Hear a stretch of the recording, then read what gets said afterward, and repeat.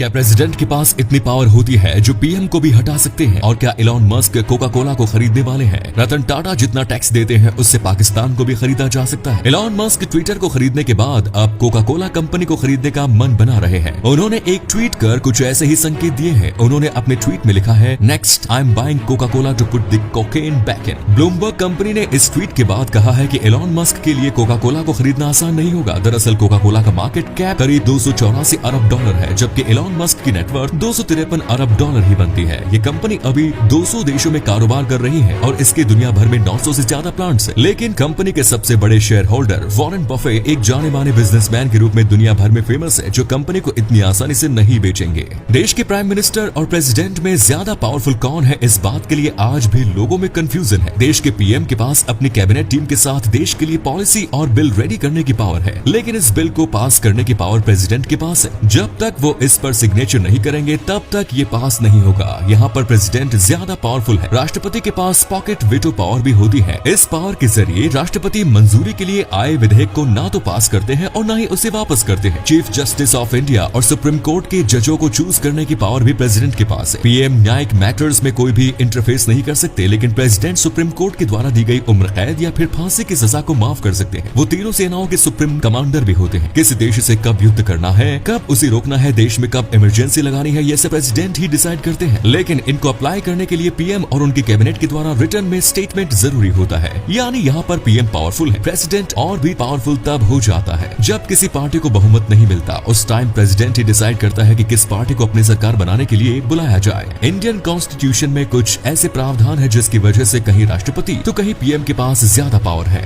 रतन टाटा इतना टैक्स भरते हैं कि वो इंडिया की जीडीपी का लगभग 4% है और इतने सारे पैसे से पाकिस्तान को भी खरीदा जा सकता है। 150 साल पुराने टाटा ग्रुप ने इस समय 150 से ज्यादा कंपनियों को ऑन किया हुआ है। मतलब जितना बड़ा बिजनेस उतनी ज्यादा इनकम। इंडिया के 4 राज्यों असम, हिमाचल प्रदेश, गोवा और उड़ीसा मिलकर जितना टैक्स एक साथ देते हैं उतना तो रतन टाटा अकेले ही भर देते हैं। रतन टाटा इंडियन गवर्नमेंट को हर साल लगभग 50,000 करोड़ रुपयों का टैक्स भरते हैं। बुर्ज खलीफा के बनने में टाटा कंपनी का बहुत बड़ा हाथ है। आपको बता दें कि बुर्ज खलीफा को बनाने में जो स्टील यूज हुआ है वो टाटा कंपनी का ही है। बुर्ज खलीफा में 4000 मिलियन स्क्वायर का कंपोजिट फ्लोर है, जिसे टाटा स्टील के रिबार की मदद से तैयार किया गया है। इतना ही नहीं, दुबई के तपते रेगिस्तान में बुर्ज खलीफा जैसे इमारत को ठंडा करना भी जरूरी है, जिसमें चारों तरफ से सूरज की रोशनी पड़ती हो। ऐसे में बुर्ज खलीफा को ठंडा रखने के लिए पूरी बिल्डिंग में टाटा की ही एक और कंपनी वोल्टास के एसी लगे हुए हैं। इसमें 13,000 टन का एयर कंडीशन सिस्टम लगाया गया है, जिसकी मदद से बिल्डिंग पूरी तरह से ठंडी रहती है। दुनिया की सबसे ऊंचे स्टेच्यू जो सरदार वल्लभ भाई पटेल की है, इसमें भी टाटा स्टील के स्टील का इस्तेमाल किया गया है। ऐसे ही टाटा कंपनी देश विदेश में भारत का नाम ऊंचा कर रही है। क्यों फ्लिपकार्ट अभी तक प्रॉफिटेबल नहीं हुई? इसका एक कारण है, इस साल फ्लिपकार्ट ने फिर से 2500 करोड़ का लॉस कर दिया। वॉलमार्ट ने फ्लिपकार्ट को खरीदने के बाद उसके फाउंडर्स को कंपनी से निकालने पर मजबूर कर दिया, जिससे कंपनी को बड़ा झटका लगा। कंपनी के लगातार लॉस के पीछे का बड़ा कारण बिग बिलियन डेज है। इस दिन हर प्रोडक्ट के ऊपर भारी डिस्काउंट होता है, जो फ्लिपकार्ट खुद से पे करती है। मार्केट में बने रहने के लिए भी लगातार मार्केटिंग की जरूरत होती है, जिसके लिए हर साल करोड़ों रुपए उसमें बर्बाद हो जाता है। 2013 में अमेज़न के इंडिया में एंट्री के बाद फ्लिपकार्ट के लिए अब और भी मुश्किल हो चुका है प्रॉफिट कमाना। दूसरी कंपनियों को खरीदने में भी काफी खर्चा हुआ है। कंपनी ने प्रॉफिट के चक्कर में एक बाद एक कई ऐप भी लॉन्च की, जो कुछ टाइम बाद ही बंद हो गई। अगर ऐसा ही चलता रहा तो फ्लिपकार्ट जल्द ही बंद हो जाएगी। जेरोमी कर्वियल नाम का ये शख्स इस दुनिया का सबसे गरीब इंसान है। देखने में भले ही ये अमीर लगता हो, लेकिन इसकी असलियत कुछ और ही है। दरअसल ये आदमी एक ट्रेडर था जो फ्रांस के सबसे बड़ी बैंक में से एक सोसाइटी जनरल में काम करता था, लेकिन इसने उसी बैंक के साथ बहुत बड़ा फ्रॉड कर दिया और बाद में जाकर वो फ्रॉड पकड़ा गया, जिस वजह से इसे 8 महीने की जेल हुई और साथ ही बैंक ने 6.7 बिलियन डॉलर्स का जुर्माना भी ठोक दिया। 2 साल से ये आदमी एक भी जुर्माना नहीं चुका पाया है, क्योंकि इसके पास एक भी पैसे नहीं है बैंक को देने के लिए। इसीलिए इसे इस दुनिया का सबसे कंगाल आदमी कहा जाता है।